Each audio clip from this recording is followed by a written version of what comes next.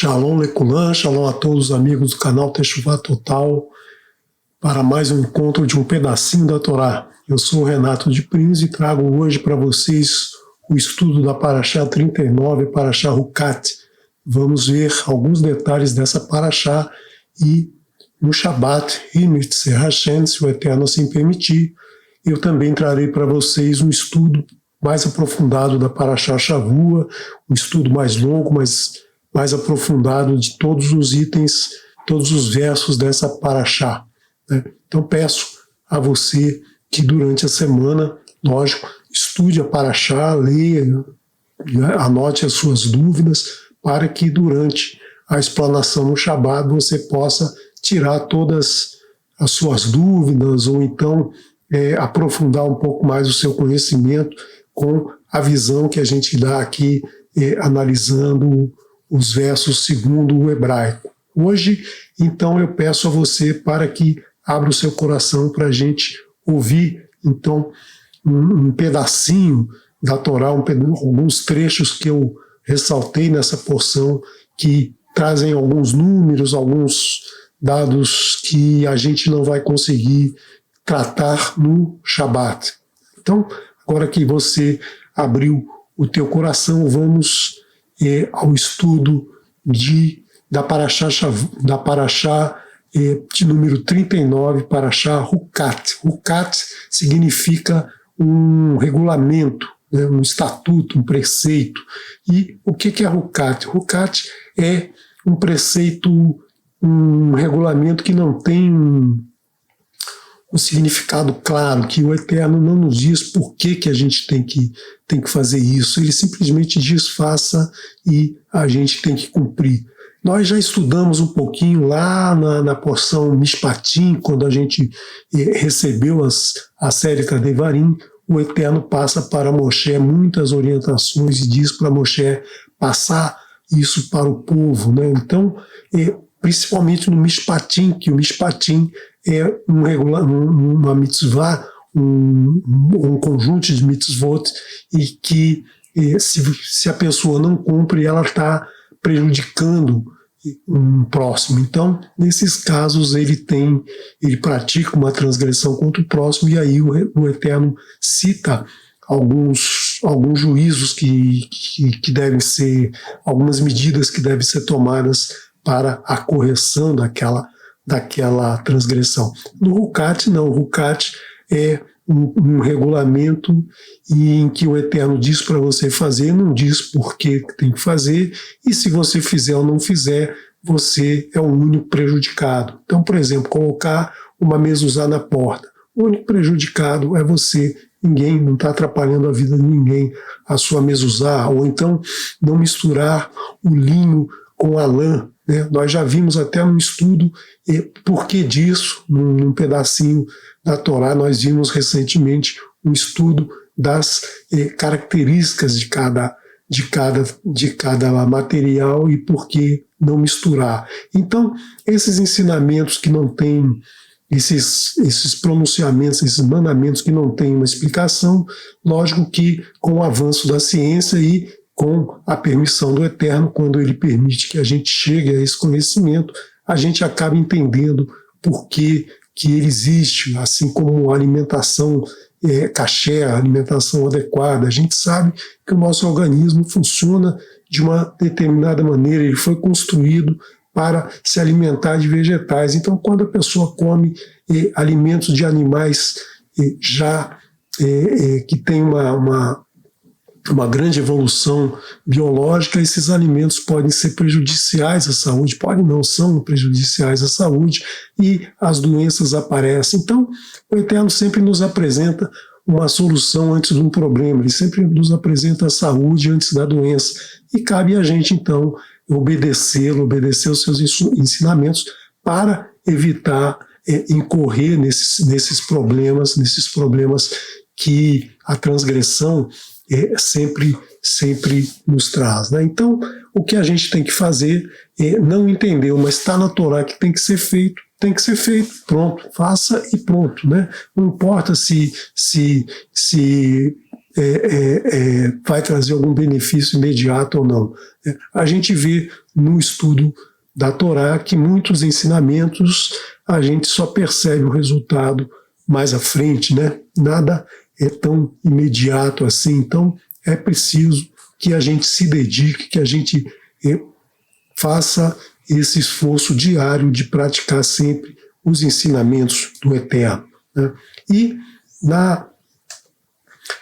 nessa porção nós temos alguns itens que são muito importantes, né? Itens que a gente vai ver que muitas vezes não tem uma explicação, como o próprio nome da Parashá cita, né? Hukat, né? A Hukat é então tratada nessa porção em vários itens. Por exemplo, a vaca vermelha, né? O que é isso? O que é essa vaca vermelha?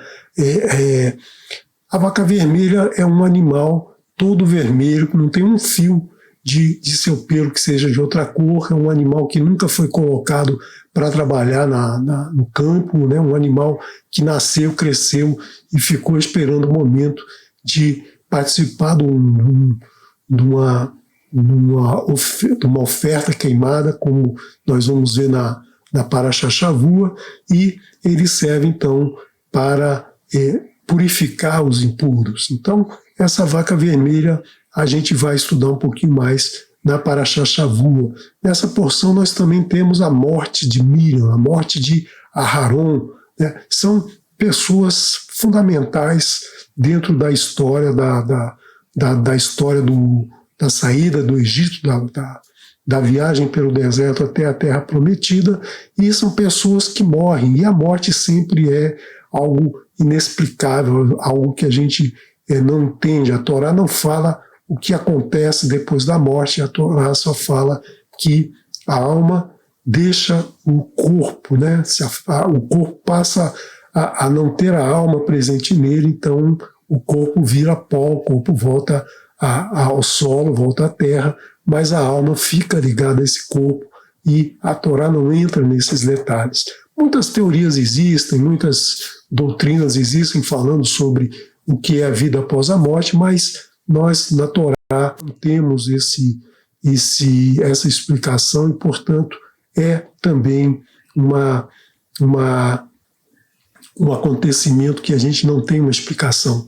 Nós temos também nessa porção um momento que Moshe bate na pedra com o cajado, né, o cajado de Aharon que floresceu e deu fruto, e esse cajado, então, ao bater na pedra, sai água da pedra para saciar a sede do povo todo que estava já há muito tempo no deserto sem água, né? E, no final, a gente tem ainda a serpente de bronze, uma serpente que, quando as pessoas eram mordidas por uma serpente, as pessoas olhavam para essa serpente de bronze e eram curadas. Nós temos aí um ensinamento muito grande, um ensinamento que chega até os nossos dias. Nós vamos também aprofundar mais isso na Parashá Shavua. Então, vamos ver aqui o que é essa vaca vermelha, Pará Adumá. Pará Adumá é escrita dessa maneira, né? Per, Resh, Rei, Aleph, Dalet, Vav, Mem e Rei. E a gemátria dessa frase é 90, 200, 5, 1, 4, 6, 45, somando 341. Esse é um número muito interessante. Vocês veem aqui que eu não estou fazendo a gemátria de uma palavra, estou fazendo a gemátria de uma frase. Isso é possível, né? Sempre que a gente tem a gemátria de uma palavra, a gente pode substituir aquela palavra por uma palavra semelhante. Quando uma frase é da mesma maneira, nós podemos substituir a vaca vermelha por essa outra frase, Ze Alavon Hegel, ou seja, isto é pelo pecado do bezerro. Ou seja, essa vaca vermelha, ela nos é apresentada pelo pecado do bezerro, o bezerro de ouro que foi construído lá na época que o povo estava aguardando Moshe descer do Monte Sinai com as tábuas, com a Aseret Devarim, e todas as outras instruções que o Eterno passou para ele. Essa frase aqui, essa associação foi feita pelo Bahá'í Haturim, que é o nome do Rabi Yaakov Ben Asher, que era um sábio, um estudioso da Torá, que viveu no século XIII, entre 1270 e 1340. Ele nasceu e morreu na Alemanha, e ele atuava muito na questão das leis, as leis haláricas, que saem da Torá e que orientam a doutrina da religião judaica, né? E ele, então, estudava os impasses que a interpretação das leis trazia, os impasses filosóficos, a questão do calendário, né, as dificuldades de ajustar o calendário gregoriano, o calendário, na época ainda não era gregoriano, ainda era o calendário juliano e o calendário lunisolar trazido na escritura. Então, muitas discussões foram feitas pelo Bahá'í Haturim, além dele fazer muitos estudos de gemátria dentro do texto da Torá. E ele nos mostra essa frase, que também tem a gemátria 7, 5, 70, 30, 70, 6, 50, 70, 50 e 30, né, nos trazendo aqui o mesmo número 341, mostrando que essas frases têm a mesma gemátria, são frases semelhantes, são frases que podem ser substituídas uma pela outra. E nessa Rukat, a gente vê que essa Rukat segue a Parashá Rukat, segue a Parashá Korah, né? E Korah foi aquele momento em que ele, uma pessoa movida por muita inveja, muita ganância, muita cobiça, tentando ocupar o lugar de Aharon, ele atuou pelo lado ruim, pelo lado do mal, pelo lado que não era agradável ao Eterno, não agradável a ninguém. Então, essa vaca vermelha surge justamente após essa porção, mostrando que as suas cinzas iriam purificar os impuros. Mas, ao mesmo tempo, se a pessoa é pura e se dedica à idolatria, ela passa com essa cinza, ela vai se tornar impura. Então, para a gente verificar aí, para a gente sempre ficar atento com essas duas possibilidades que acontecem na nossa vida, né? Então, a gente sempre procurar ficar do lado do bem, não cair no lado do mal, porque a gente vai estar sempre ficando numa situação ruim e tendo que pagar um preço por isso, né? E nessa porção a gente tem a ocorrência da letra M em muitas partes dessa porção, né? A letra M, ela é muito presente na Torá, porque a letra M é uma letra que está muito associada ao nome do Eterno, ao tetragrama, né? Se você olhar bem essa letra, se você olhar bem como o bem é construído, ele é construído de uma letra Kaf ou Raf, né? No caso aqui ela não tem o daguesh aqui dentro, a gente lê Raf, e o Raf, quando você associa a ele uma letra Vav, né? Fecha ele com a letra Vav, você pode ver que você tem aqui a letra Men, né? E a letra Men, ela tem, nesse caso, a gemátria 20 mais 6, 26, a mesma gemátria do nome do Eterno, né? E só essa letra tem isso? Não, nós temos outras letras que têm isso. Nós temos outras letras que têm essa associação. Muitas letras são formadas pela união de duas ou mais letras. Por exemplo, a letra Aleph, né? Aleph está escrito assim com uma Vav e uma Yud para cá e uma Yud para cá. Então nós temos aqui 10 da Yud, 10 do Yud e 6 do Vav. Nós temos aqui 26. Ou então, por exemplo, a letra Men, a letra Lamed. A letra Lamed pode ser escrita como uma Raf e uma Vav, mostrando aqui que nós temos 6 e 20. Nós temos aqui 26. Ou então a letra Nun, que é escrito com duas Yud, né, ligadas por uma Vav também aqui, número 10 e o número 6 formando aqui o 26. Então, nessas letras a gente sempre tem a presença do Eterno, né? A presença do Eterno, do tetragrama nessas leis.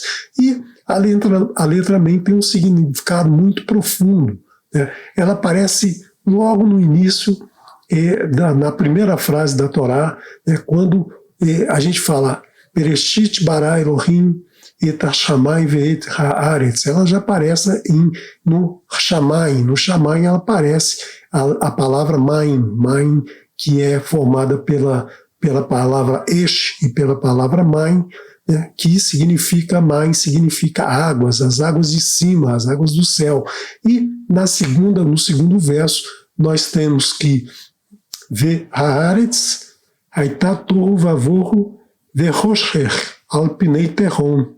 Então, que a terra estava vazia e no caos, né? E sobre as águas pairava a escuridão, pairava, Verrocher, pairava sobre Alpinei Terron, sobre o abismo, sobre as águas, né? Verruah Elohim Mehafet Alpinei Hamaim, e o mover de Elohim pairava sobre a face das águas. Então, o Eterno Elohim criou os céus e a terra e imediatamente apareceram as águas. Por quê? Porque as águas são fundamentais para a vida, não há vida sem água, né? Então, o Talmud também diz que só há água na Torá, só há ensinamento na Torá, porque as águas são a base da vida e as águas também representam a Torá. Sem água não se vive, sem a Torá não se vive. Então nós temos que ter sempre lehaim, uma aguinha para diminuir a secura da garganta, e a água ela é muito importante na vida de todo ser vivo, né? Não existe ser vivo sem a água. Então, a água não aparece no singular. A água na Torá sempre é tratada como águas, né? Sempre é maim, no plural, não é só o men.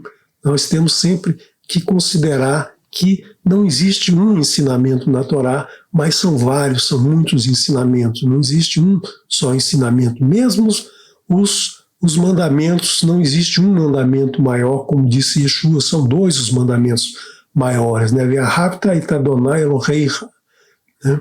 E amarás ao Eterno teu Criador, Belchol levavcha, com todo o teu coração, o Verhol nafshecha, com toda a tua alma, o Verhol beodercha, com todo o teu muito. Esse é o grande ensinamento que a gente vai estudar lá no Devarim, né? Esse é o mandamento que é apresentado em Devarim, que faz parte do Shema. E nós temos um outro grande mandamento, que é Ve'ahavta lereaha kamorra, que nos foi apresentado em Vaikra, né? E finalizando com Ani Adonai, eu sou Adonai. Por quê? Porque é Adonai que nos dá a água da vida, é Adonai que nos dá as águas do conhecimento, as águas do saber, as águas de tudo o que nos permite viver. Então a Torá é representado pelas águas, né? Então, sem água, sem Torá, não há vida, né? A letra M aparece na inicial de muitas palavras importantes dentro da Torá. E a primeira letra de uma palavra sempre tem uma grande importância. Por exemplo, morte, também inicia com a letra Men, né? Mikveh, que é a água que purifica, também é trazida com a letra M. Yam, o mar, né? Yam, o M das águas, e o Yam da ação, né? A ação do mar, o movimento do mar. O mar nunca está parado, o mar nunca está sem movimento. Miriam, ela tem uma relação muito forte com a água. O seu nome tem uma relação muito forte com a água. Nós vamos estudar um pouquinho na Parashá Shavua, nós vamos ver um pouquinho mais sobre Miriam, né, que mora nessa porção e que tem um papel muito importante desde Shemot, né, quando Moshe nasce, até esse momento da sua morte, ela tem um papel muito importante, né, e nós vamos ver então o papel de Miriam, né, que era muito ligada às águas.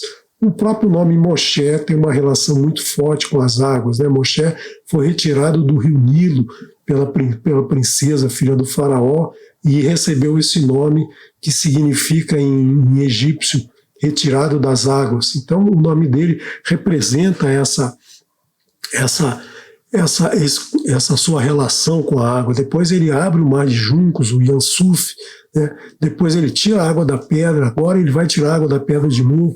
Então a gente vê que a água na vida de Moshe tem um papel fundamental. A própria escritura que veio dos céus para nós é trazida através de Moshe, as escrituras, a Torá, que é a água viva que desce dos céus para nós. Então, é trazida através de Moshe. O Mashiach, o ungido, também tem uma relação muito forte com a água. O dilúvio, o Mabul, que provocou toda a renovação da raça humana, né, e que eliminou toda aquela parte ruim que existia anteriormente e que deu uma renovada, mas mesmo assim o ser humano acaba se perdendo novamente, né? O local é Makom. Makom é o lugar de alguma coisa, mas também nós temos Makom como sendo o lugar onde o Eterno aparece no Monte Moriá, o Monte Moriá, que é que são as palavras Makom, Rei, Iá, né? Makom, lugar onde Rei se vê Iá, o Eterno. Então, o lugar onde se vê o Eterno, Monte Moriá, também começa com a letra M. E a entrega da Torá, o Matan Torá, foi entregue justamente com essa palavra que começa com M, que foi entregue a Moshe. O reino Malkut, o reino de Elohim, ou o reino da terra, são também iniciados com a letra M. Os céus, Shamaim, também são escritos, né, com a letra M. Shamaim, então, tem duas letras M. E os seres vivos nascem na água, né? Nenhum ser vivo nasce fora da água. Você precisa, para uma planta, para uma semente brotar, você precisa de água. O ser humano nasce dentro de uma bolsa de água, o feto se desenvolve dentro de uma bolsa de água. As aves, elas colocam ovos, né? Outros animais também colocam ovos, e dentro do ovo, para alimentar o feto, o animal que vai nascer, ele é circuncidado de água. Então, sem água não há vida, sem água a vida não se desenvolve. A gente observa aí vários planetas possíveis fora da nossa galáxia, aí, vai até onde os instrumentos humanos observam, e nenhum planeta tem água, somente o planeta Terra tem condição de sustentar a vida como nós conhecemos. Então, em nenhum outro há água, porque sem água não há vida, né? Não há vida conforme nós conhecemos. Então, a água, ela é muito importante, né? Ela vem dos céus, ela desce dos céus, toda a água evapora dos oceanos, dos lagos, dos rios, evapora, vai para o céu e volta em forma de chuva. Então, essa água, ela é muito importante, né, para manter o ciclo das águas, mantém o ciclo de vida. Se a água ficasse estagnada, se não tivesse esse movimento, também não haveria a possibilidade de ter vida em todo o nosso planeta, né? A vida seria muito localizada. Por isso que o Eterno, no início, no terceiro dia, ele termina a separação das águas de cima com as águas de baixo, e depois faz aparecer o leito seco, onde os animais vão se desenvolver, mas mantém-se o Ruach Elohim, esse Ruach que vai manter esse ciclo das águas, sempre as águas evaporando e voltando para a terra. Então, os céus é de onde vem a água, os céus é de onde vem a Torá, os ensinamentos do Eterno que descem dos céus. Então, Shamayim é formado pela palavra Ma'im, águas, e pela palavra fogo, Eish, né? Então, quando você separa o Shin aqui na palavra Shamayim, você tem que acrescentar a letra Aleph, né, para poder ter formando aqui a palavra Eish, a palavra fogo. Então, a gente precisa juntar essa letra, e aí a gente tem Shamayim como sendo uma união do fogo com a água. Só que no nosso mundo a gente não consegue juntar fogo com água, né? Porque o fogo apaga evapora a água, e a água também ela apaga o fogo, né? Então a gente tem que lembrar que na física a gente tem 4 tipos de forças, 4 tipos de forças que são associadas às 4 letras do nome do Eterno, do tetragrama. E essas forças é que fazem com que tudo aconteça, né? Então a força gravitacional que faz com que os corpos materiais se atraem, né? Então os planetas se atraem, os astros atraem, as pessoas têm, de uma certa maneira, a atração gravitacional, só que nossa massa é muito pequena, a gente não percebe essa atração de aproximação entre os 2 corpos, né? Mas entre corpos que têm muita massa, isso a gente verifica, né?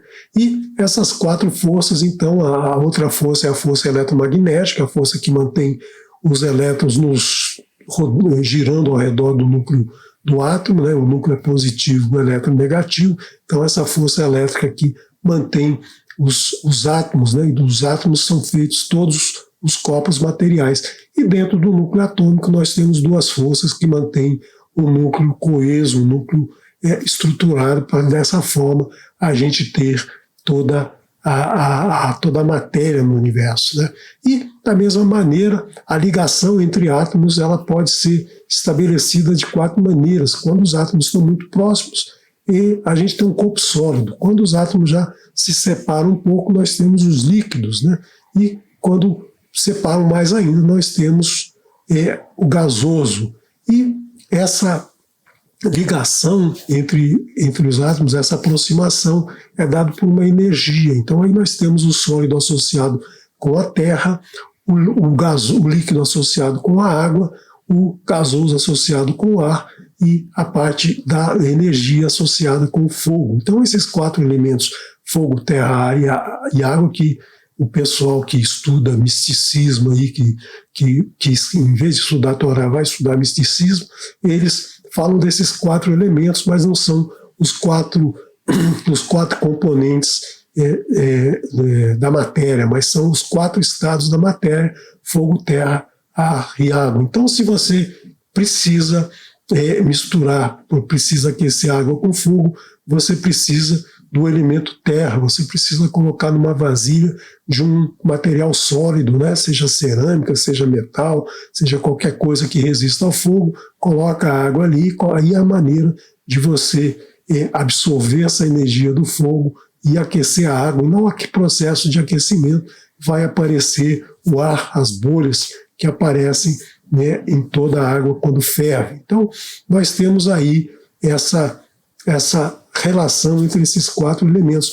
Mas no Shamayim, nos céus, a gente tem a união do poder criador do fogo com a água, né? A água que mantém a vida. E esse poder criador vem do Eterno. Esse poder criador está na presença do Eterno. É o Eterno que permite que algo seja criado, é do Eterno que vem toda a criação. E a gente vê por aqui, olha, se você pegar a gemátria de céus, ele soma 40, 10, 40 e 300, então 390. A água você tem 40, 10, 40, 90, e este você tem 301, né? Esse 1 é justamente o fogo criador, a força criadora que o Eterno coloca na natureza. Então, você não existe natureza, não existe nada, não existe vida, não existe universo, não existe nada sem o poder criador do Eterno. Então, se o Eterno se ausenta aqui, nada é criado. Por isso que a primeira frase de Bereshit começa com criou o Eterno, né? Bereshit bara Elohim, criou o Eterno, criou Elohim, os céus e a terra. Primeiro ele teve que criar os céus para depois criar a terra. Então tudo isso aparece nessa sequência, né? Nessa força que está presente em toda a criação. E nós vemos aqui que essa frase que nos aparece em Devarim 32, né, mostrando aqui a presença do Eterno, a presença da criação nas águas, né? Veiahof kamotar likhi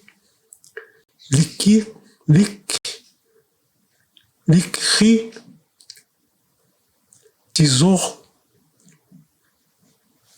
katal. A letra está muito pequena para eu estou longe, então vamos ler de novo.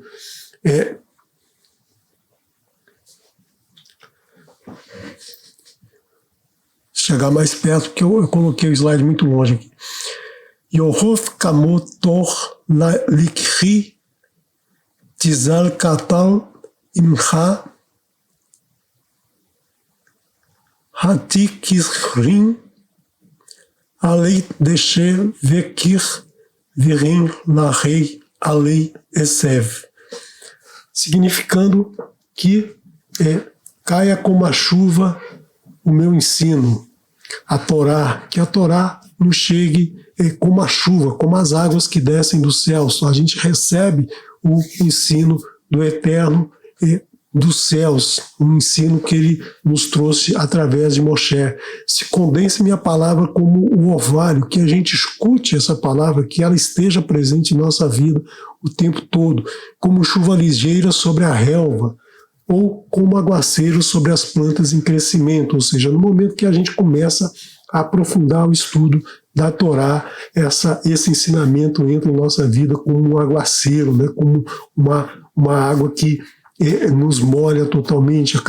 A cada passo que a gente dá no estudo da Torá, ela entra primeiro como um orvalho, depois como uma chuva ligeira e finalmente como um aguaceiro. É nesse momento que, por isso que a gente precisa estudar a Torá pouco a pouco, né? Porque se a gente sai na chuva, já sai na chuva, na tempestade, a gente pode até morrer, né? Pode morrer afogado nesse aguaceiro.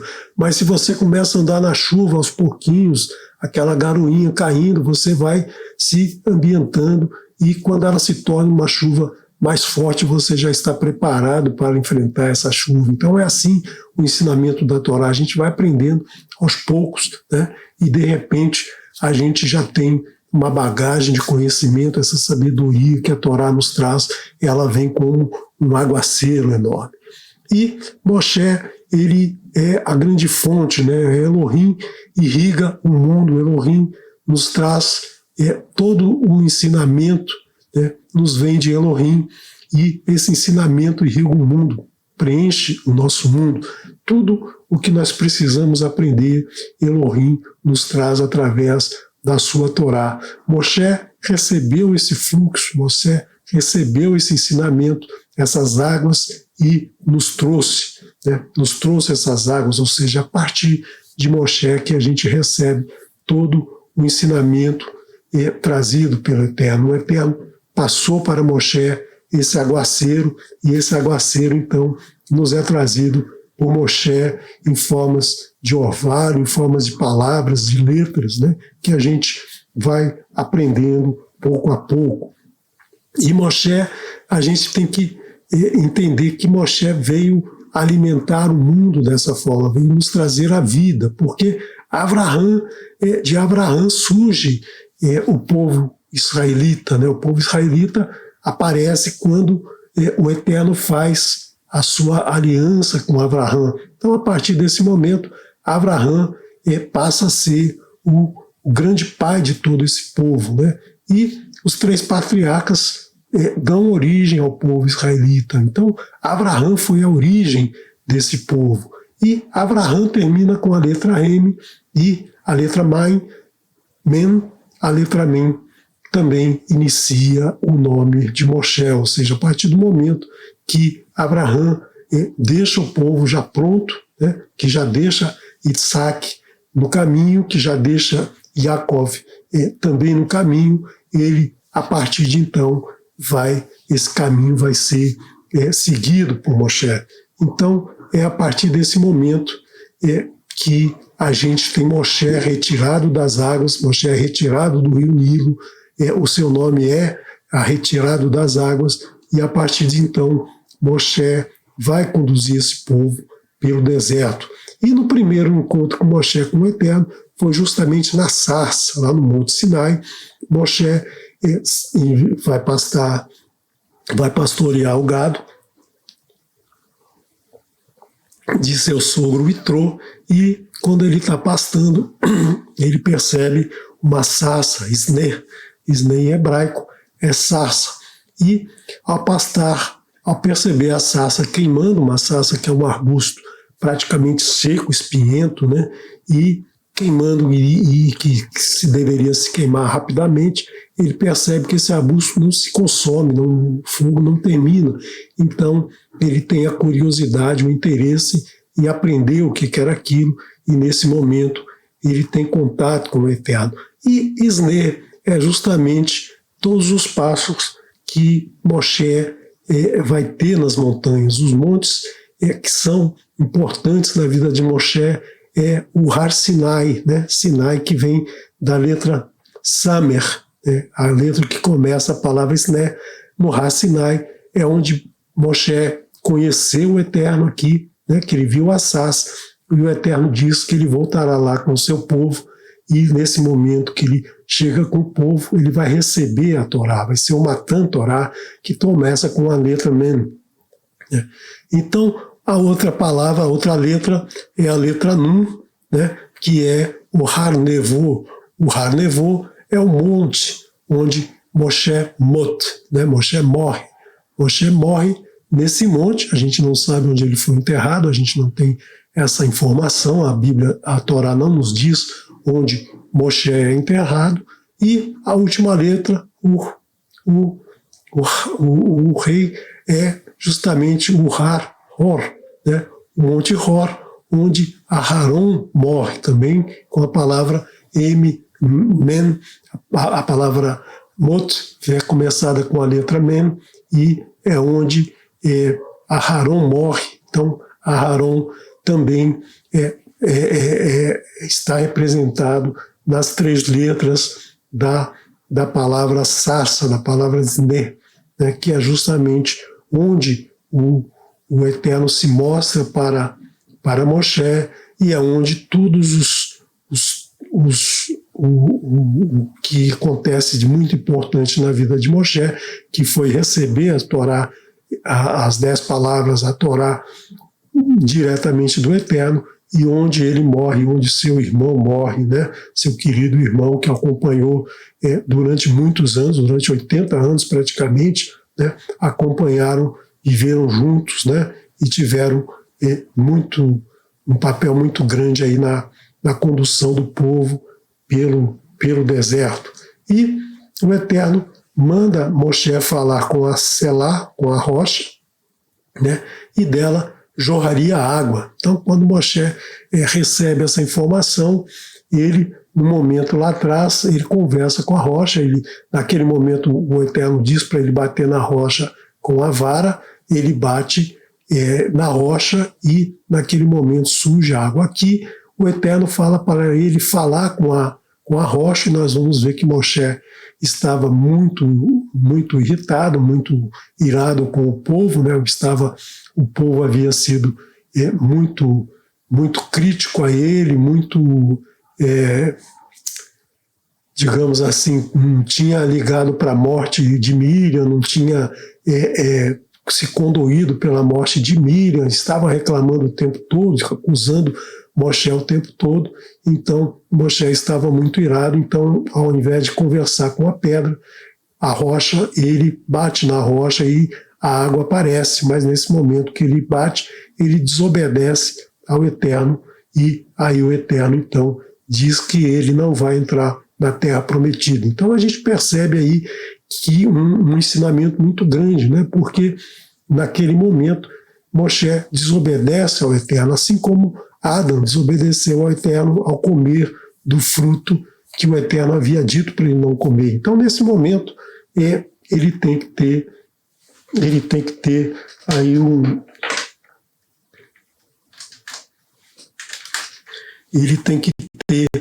ele vai ter uma punição pela desobediência. Então, se Moshe, que era próximo ao Eterno, que falava com o Eterno face a face, que foi escolhido pelo Eterno para nos trazer a Torá, se ele comete um erro e recebe uma punição, que dirá nós que só cometemos erros, não trazemos nada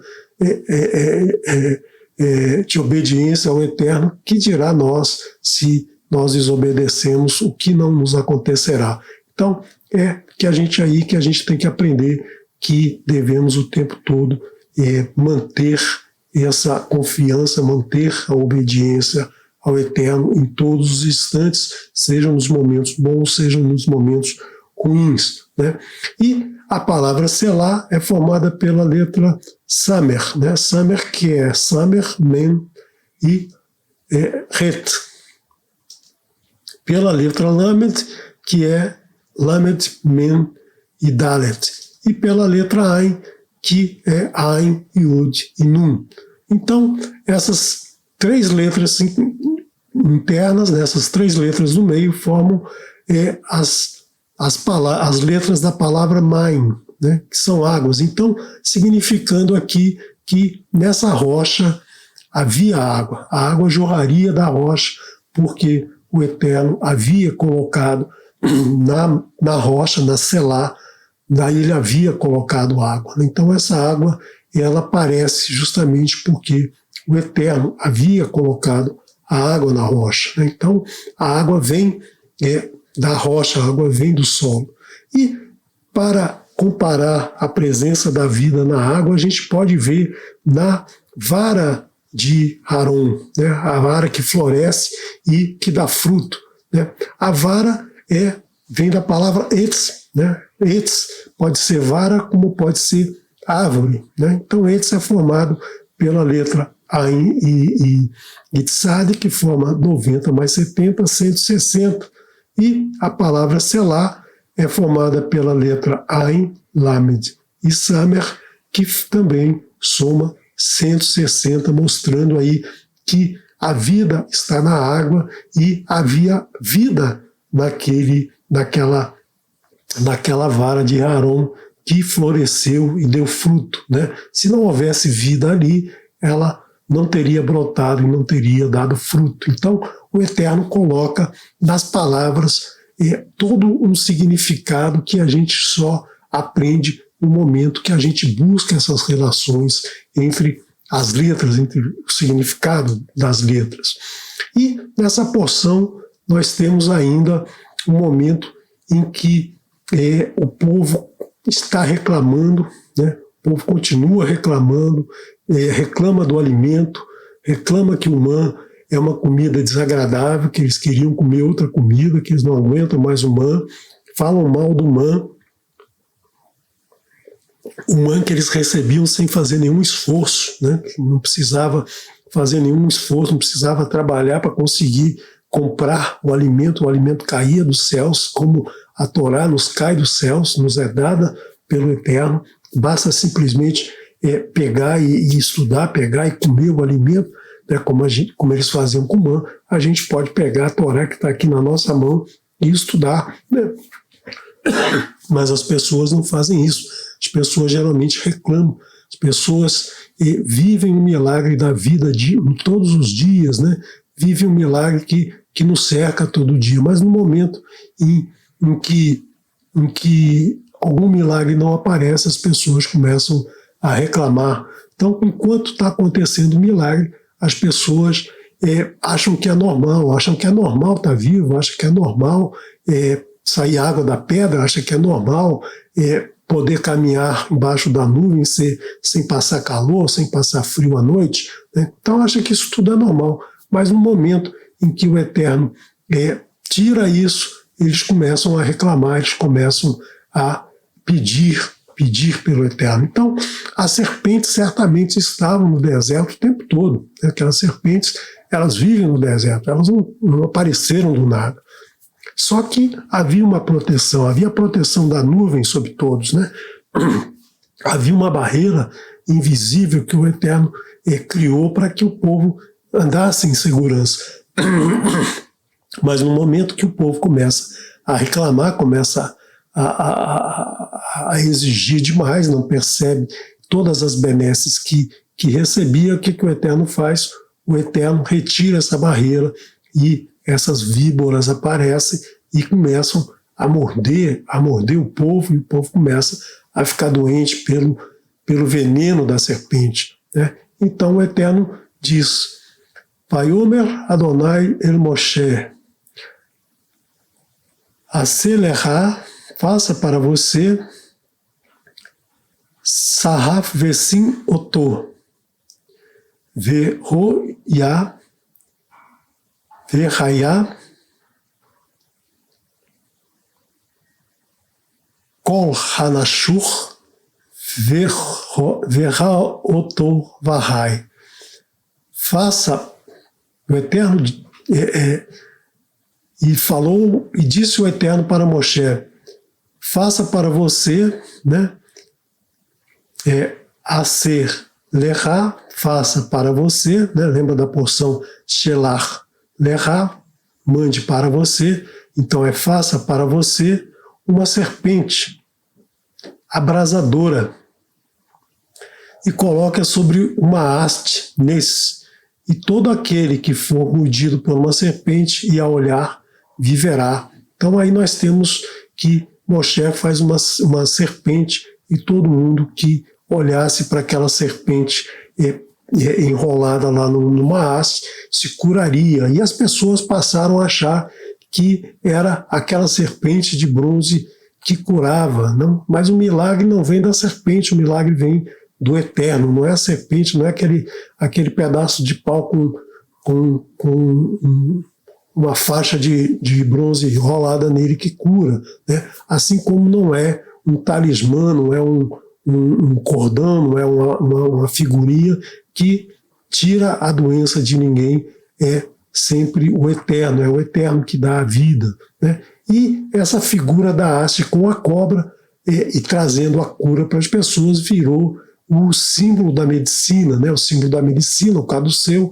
é uma haste com uma cobra enrolada que representa a cura, né? A cura que vem do Eterno. O médico, ele participa, né? Ele faz muito, mas ele conduz aí, o seu muito é a sua capacidade de trazer a cura que vem do Eterno. Quem cura é o Eterno. O médico só identifica a doença,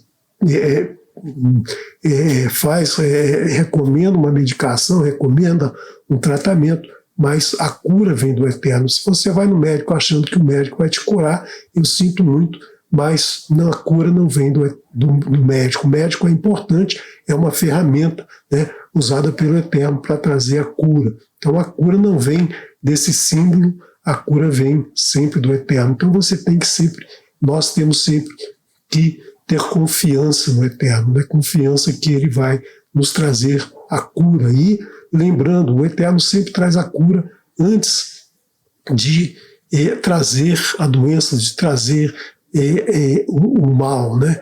Então é muito importante a gente lembrar que esse símbolo é só um símbolo. Nós vamos estudar um pouquinho mais isso na porção da semana, né? Na Parashá Shavua, nós vamos ter um pouquinho mais de tempo para falar sobre esse símbolo, né, que é usado até hoje, e até hoje muita gente olha para ele esperando que venha a cura dele, né, e não vem cura de uma haste com algo preso nessa haste, né? Então é importante a gente salientar isso.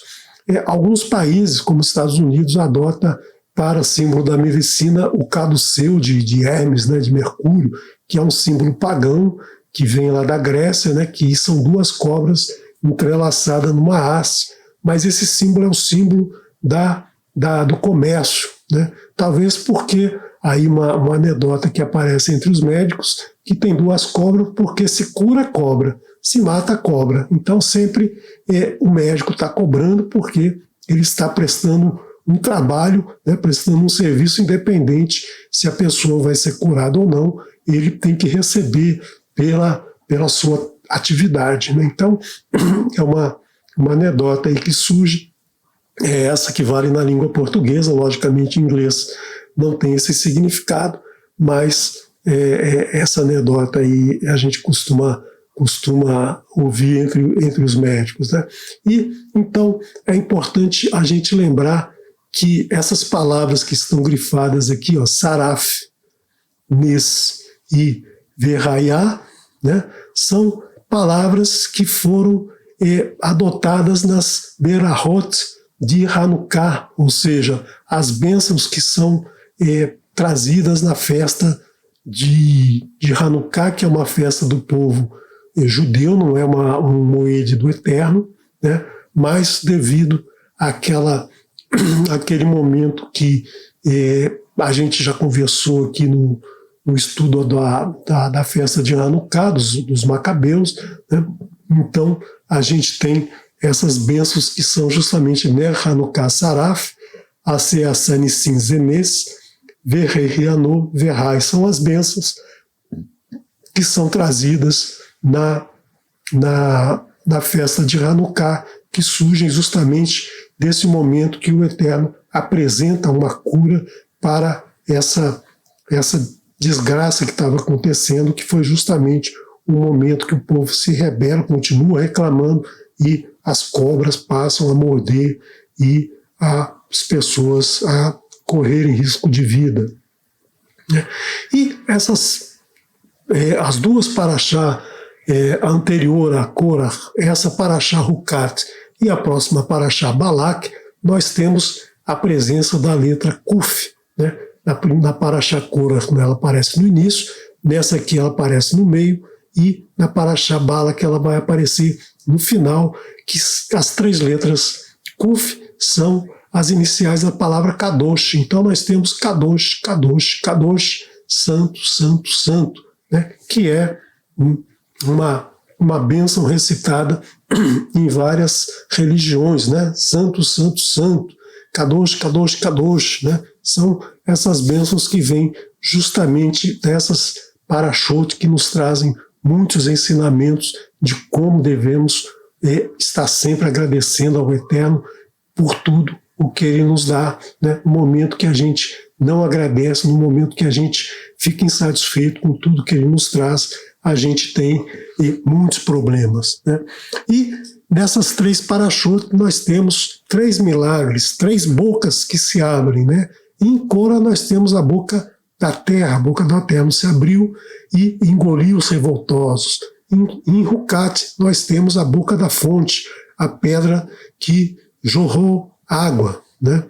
A pedra jorra água e salva as pessoas da seca, da morte, né?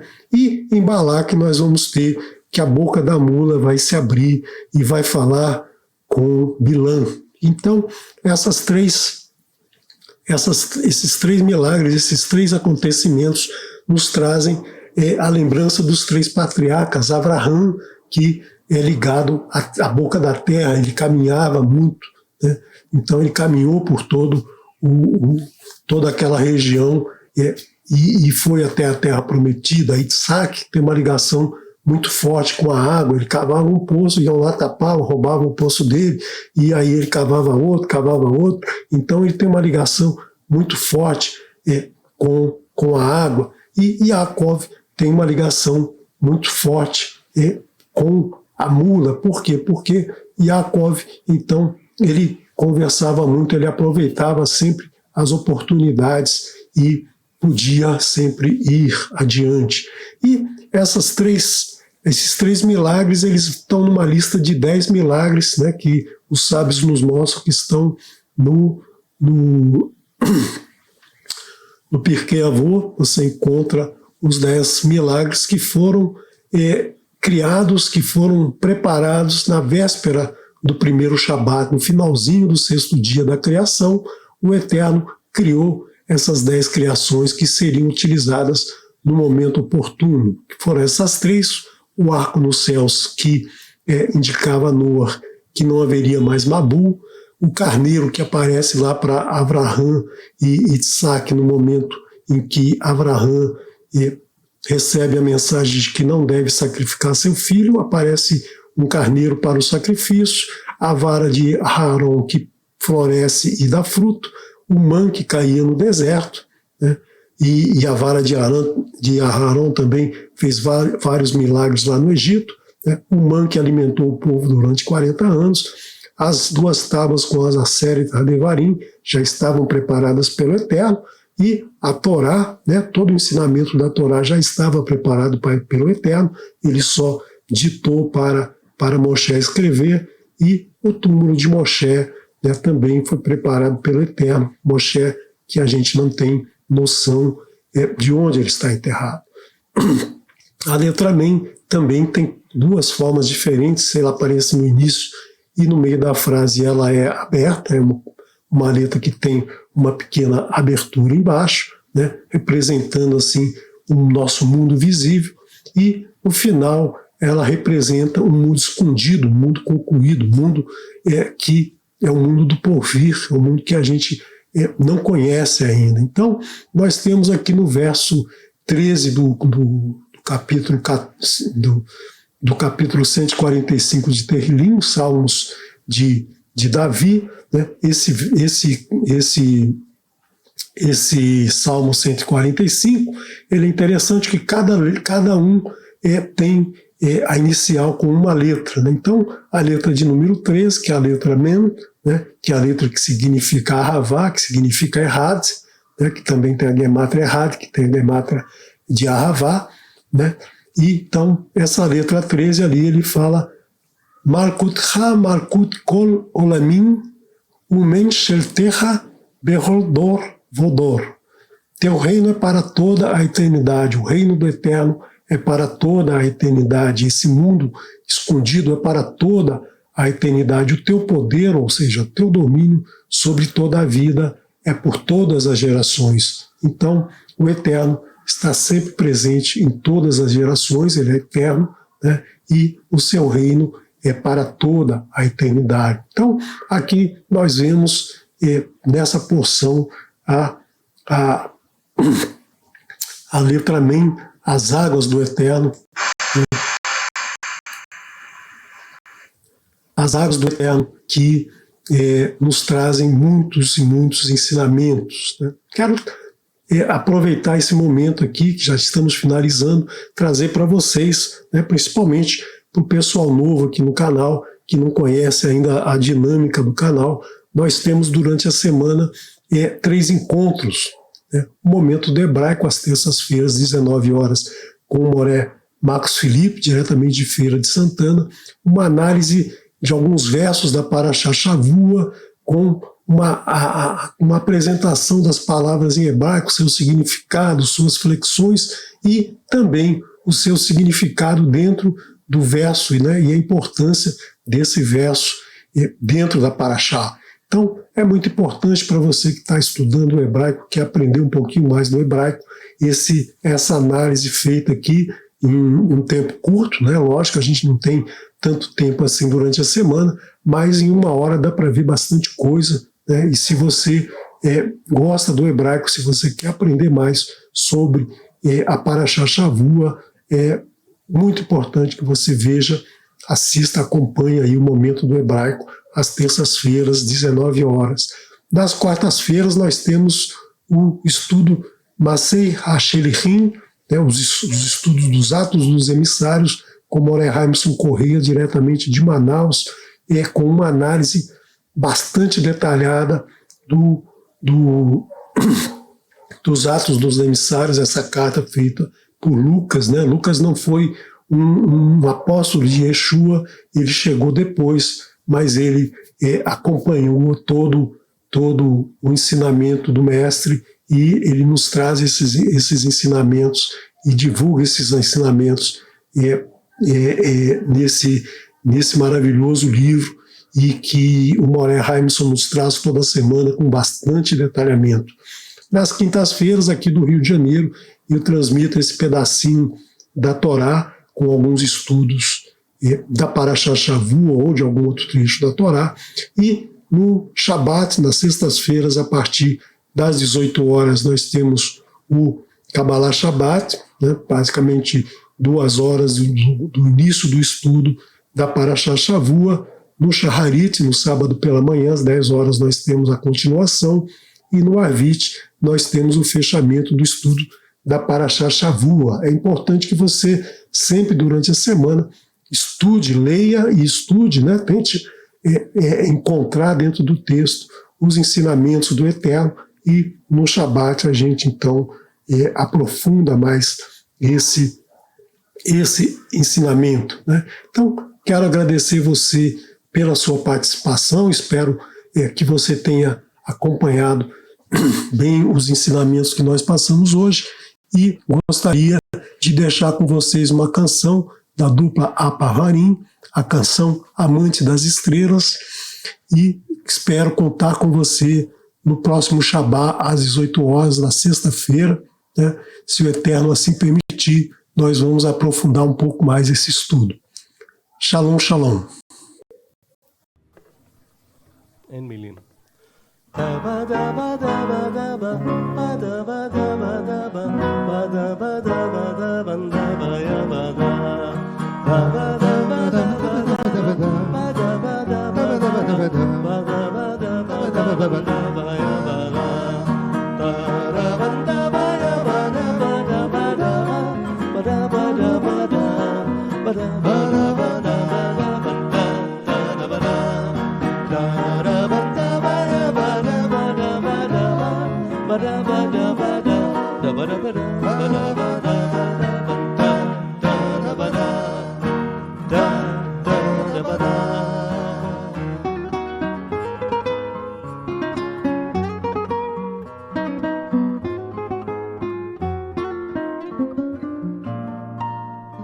אילו כל האוהבים תלו בכוכבים בלילה זה את מבטם, אילו כל הליגיונות השליחו פגיונות למרגלות אהבתם, איך היו נושרים עלינו חלומות בשלים, איך היו רוגעים גלינו ילדתי שלי, אילו כל האוהבים תלו בכוכבים בלילה זה את מבטם, קראו לעינינו ממצולות שירינו כל האגדות כולן, קראו לעינינו ממצולות שירינו כל האגדות כולן.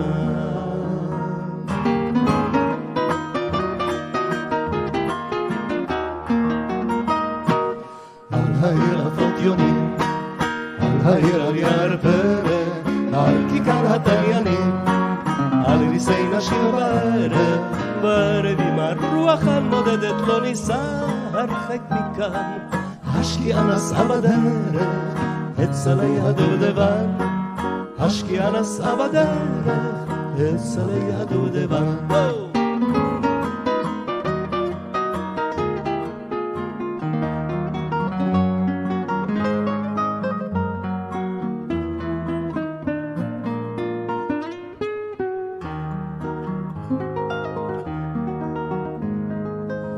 ממרחבים ניסה הגל פרוע, ים מלחך את כף רגלך, ובצמתך שוב תשחק הרוח ותזמר את שמך, הקשיבי איך מעל שכפים ישיקו הכנפיים ונותר רק את קולך.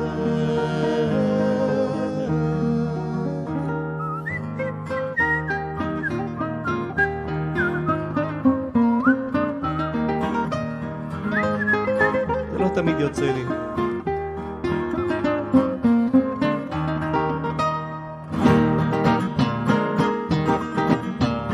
את ואני והרוח בכיכר הפתוח, לנשום את נשמת הדגן, לרקוד עם ריצוד מהפלג, לבעוט עם הצאן על השלף, יצאנו לברוח מכאן, ושלושתנו בזמן חוצות יפני, הרוח ואת ואני. שלושתנו בזמן חוצות יפני, הרוח ואת והרוח והרוח ואת ואני.